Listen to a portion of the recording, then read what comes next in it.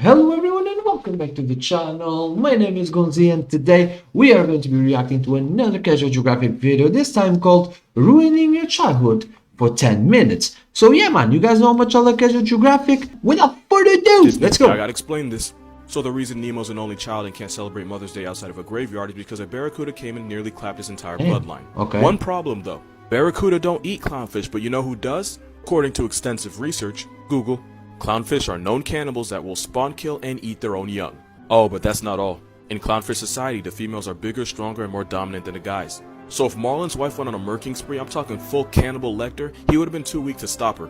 So what if his wife Casey Anthony, man I use that joke a lot. What if his wife squad wiped his family and then he was so traumatized that he blamed an imaginary barracuda for the mental genocide of his children? And what if as a coping mechanism he pretended that he was able to save one, which he named Nemo, a name that literally means nobody?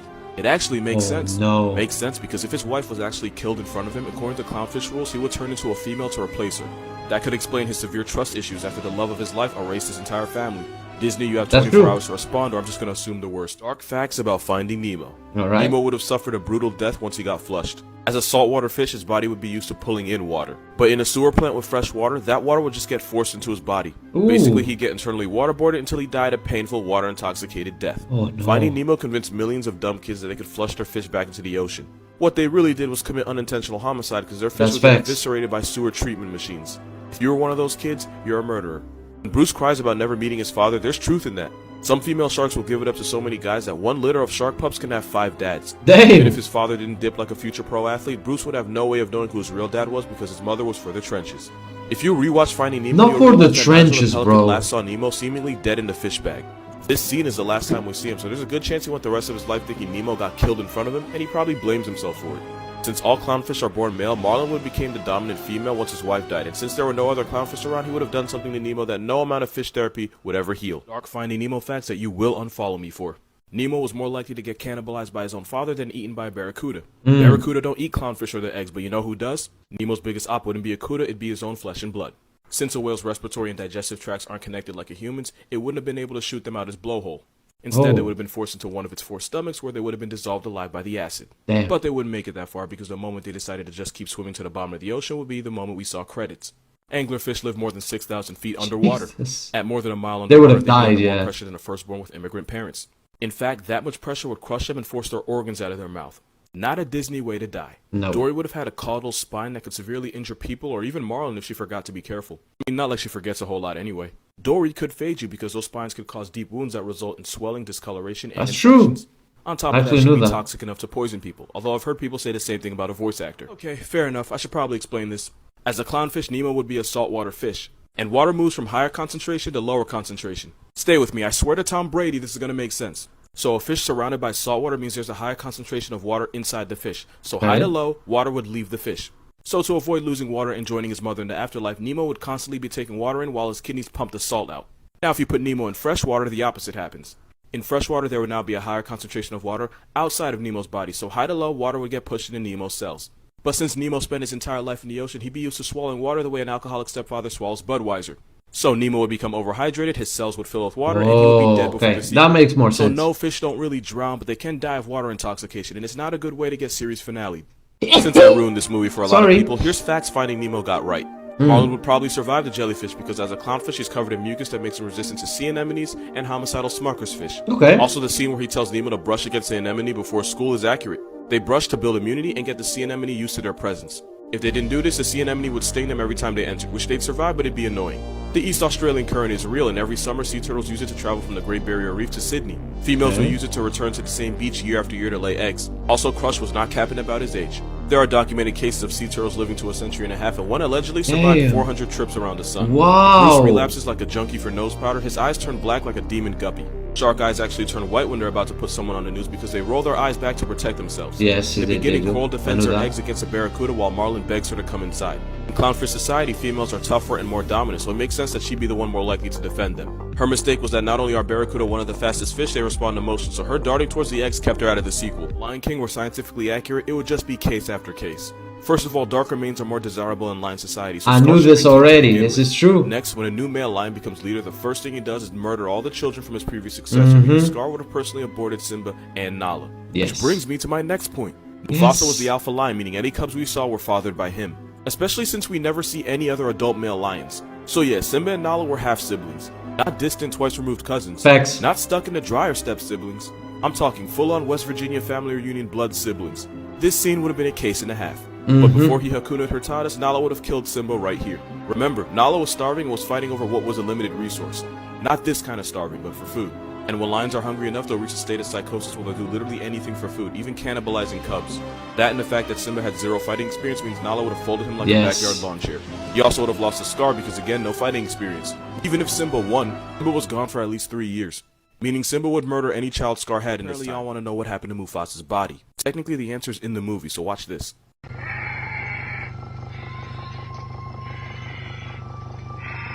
Birds like the vulture and marabou stork would have eaten his dead body. But there's a catch. Vultures have really weak beaks and feet, so they would have had to wait for an animal to tear him apart to make it easier for them. The question is, who got to his body first? These are the primary suspects. Hyenas and lions kill each other out of competition, not for food. Lions don't like the taste of hyena meat and probably vice versa, so safe to say they probably didn't eat Mufasa.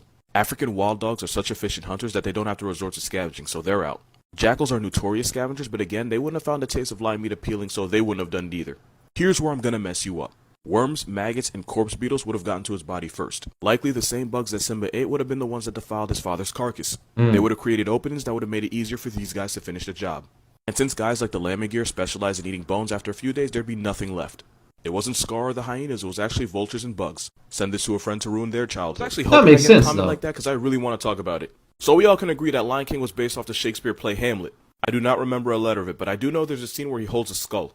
In Hamlet, the skull belonged to Yor, King Hamlet's jester. So if Scar holding a skull is a reference to this, we can assume that it was one of his jesters that he probably got tired of and killed. Makes sense because that skull is too small to be a lion's, but it's actually perfect baboon size. So if we put the pieces together, maybe Scar had a baboon as a jester, got tired of his nonsense, cancelled him, and now keeps his sun-bleached skull as an R-rated keepsake. That makes sense. That would explain why he now forces Zazu to entertain him, because the old entertainment guy is now dead. And again, since Lion King is based off Hamlet, this actually makes more sense than Scar keeping the skull of his murdered brother. Or maybe I'm just overanalyzing a kid's movie from 1994 because I honestly have nothing better to do. But I like the first one, so I'm going with that. Cursed images in nature you're gonna wish you never saw. A moose shedding its velvet. A jaguar on some Junjutsu Tsukiyomi. The larvae of the blue bottlefly. Telescope fish. Man's tripped acid, stumbled into the ninth dimension and saw some shit he can never take back. A moth covered in mind-controlling fungus that basically turns him into a zombie. The devil's tooth. Basically an Australian mushroom marinated with Lucifer's love nectar. Seaweed that does not look like seaweed. The skeleton of a pufferfish. If you had to see this, make sure your friends do too. First image is that if I have to see, so do you. A fungus called Xylaria polymorpha, aka dead man's fingers. Oh yeah, it looks like a hand. Dophlenia armata. This type can inflict stings that take months to heal, and take a wild guess where you can find it. A giant isopod in Reason 300 I'm staying out of the ocean. A snaggletooth snake eel, they can grow to 3.5 feet long. This image doesn't seem cursed until you realize just how close to death this person was. And in case you don't see it, there it is. A harpy eagle. Y'all already know how I feel about this. I think it was a bobcat. This isn't any better. A pacu fish. Fun fact, one actually bit a man's testicles off, so the more you know. A town in Brisbane was stalked by a giant kangaroo. People didn't take it seriously until this picture surfaced. I'm not gonna say it. I'm not gonna say it. I am not gonna say it. I am not gonna If you're not a kangaroo and want to be built like one, make sure you hit that link. Proud of yourself? Not really. Cursed images that you are going to unfollow me for.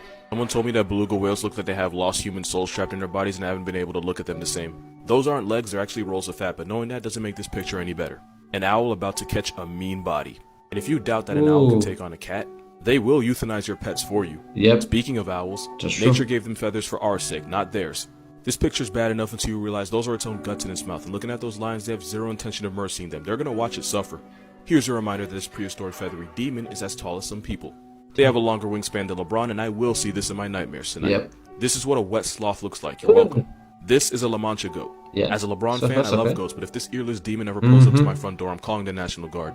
This is why you never do face swap with a chicken. And here you have a crow mourning his dead friend.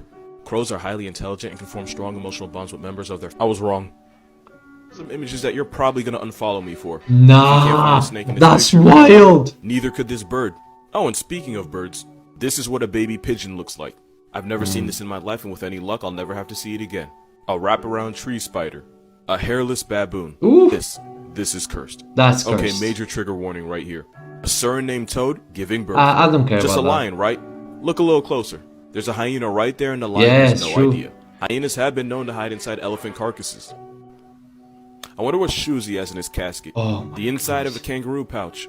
No fur, no carpet, just a fleshy purse with a joey inside. So there you have it, guys. Another banger by Casual Geographic. Guys, thank you so much for watching the video, man. I hope you guys enjoyed it as much as I did. I hope you had a great weekend. But before you go, don't forget our views on the channel, man. Come on, bro. Keep God first as always. Drink water, go tell somebody who loves them. And if you're here, don't know what to do, man. Like the video, subscribe to the channel. My name is Gonzii, and see you guys tomorrow. Bye.